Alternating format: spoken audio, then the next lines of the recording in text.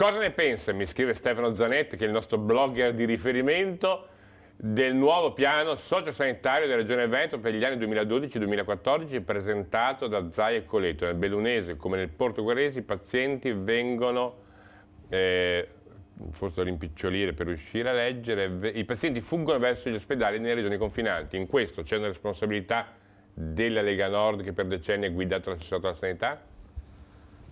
Dunque, sul piano sociosanitario penso che debba essere modificata profondamente la proposta che è stata fatta, soprattutto perché non è un piano, sono delle dichiarazioni di principio, ma dentro non ci sono le schede di cosa si fa negli ospedali, di cosa succederà.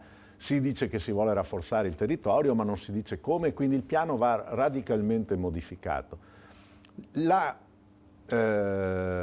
fuga verso ospedali di altre regioni è un dato vero, è aumentato negli ultimi anni ed è aumentato non sulle grandi specialità che potrebbe essere comprensibile se uno va a Milano per i tumori eccetera, ma è aumentata nelle piccole operazioni di carattere chirurgico.